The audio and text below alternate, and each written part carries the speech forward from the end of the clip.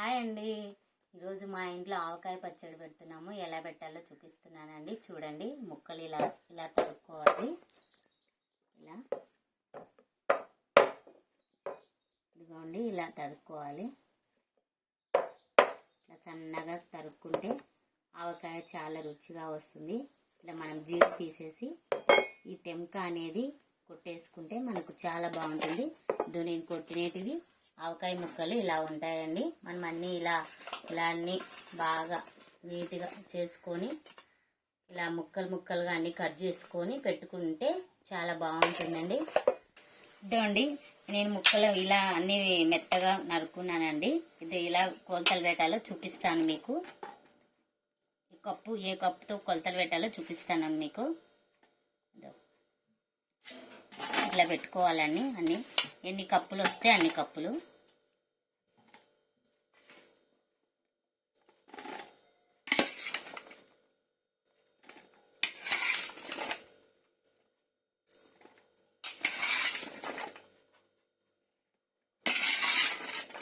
నాకు మొత్తం 7 కప్పులు వచ్చాయండి. 7 కప్పులు అయ్యి ఇవి మిగిలాయండి. ఇలా వేసుకోవాలి. ఇప్పుడు మనం కారం ఏ దాంతో తీసుకున్నామో అదే దాంతో కారం కొలుచుకోవాలి. నేనైతే దీంతోనే ఇలా కొలుసుకుంటున్నాను. 1 కప్పు కారం పడుతుందండి. మీరు ఎక్కువ తినాలనుకుంటే ఇంకా కొంచెమైనా వేసుకోవచ్చు. నేను ఇంకా కొద్దిగా వేసుకుంటున్నానండి. కప్పున్నర పట్టచ్చు. కారం తీసుకున్న తర్వాత ఉప్పు కూడా 1 కప్పు పడుతుందండి. మీరు టేస్ట్కి తగ్గ తీసుకోండి. మరి ఎక్కువ తీసుకుంటే మళ్ళీ ఉప్పు ఎక్కువ అవుతుంది. నేను ఈ కప్పుతో తీసుకున్నానండి. ఒకవేళ సరిపోకపోతే మళ్ళీ మీరు కొద్దిగా తీసుకోండి. తర్వాత ఆవపిండి అండి. ఆవపిండి 50 గ్రాములు పడుతుందండి. 50 గ్రాములు ఉంటుంది. ఇలా వేసుకోవాలి. తర్వాత మెంతిపిండి నేను ఇలా తీసుకున్నానండి. మీకు తగ్గట్టుగా వేసుకోండి. ఒక స్పూన్ దగ్గర వేసుకోండి చాలండి. మళ్ళీ టేస్ట్ బాగుంటుంది. చాలు.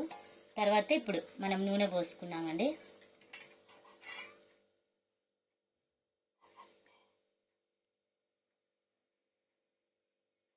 1 కప్పు నూనె పోసానండి. మనకు 2 కప్పులన్నర పడుతుంది.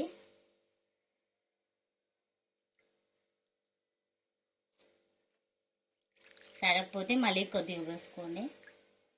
నాకు 2 కప్పుల పావు పట్టిందండి.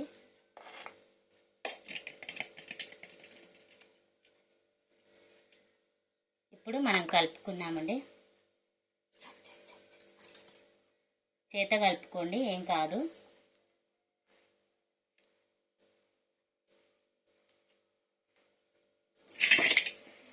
ఇలా కలుపుకోవాలి. ఇప్పుడు మనం ఈ సారీ అండి, ఏమనుకోవద్దు, వెల్లుల్లిపాయలు వేసుకోవాలి. చూపించడం మర్చిపోయాను. ఇవి 1/2 కప్పు వేసుకోండి. ఇలా కలుపుకోండి. ముక్కలకు బాగా కలుపుకోవాలి. ముక్కలకు కలిపేటట్టు నూనె ఆయిల్ బాగా ఇలా కలుపుకోండి. ఈ పచ్చడి ఇలా కలుపుకొని చూడండి. ఇలా ముక్కలకని ఎలా పట్టాయో కారం, ఉప్పు, ఆవపిండి, మెంతిపిండి, ఎల్లిపాయలు, ఆయిల్ అన్నీ బాగా పట్టేటట్టు కలుపుకోండి. ఇలా కలుపుకున్న తర్వాత మనం అన్ని ముక్కలకి ఎలా పట్టిందో చూసుకొని మనం ఒక బౌల్లో కానీ ఒక గాజు గ్లాసులో గాజు సీసాలో కానీ వేర్చుకోండి.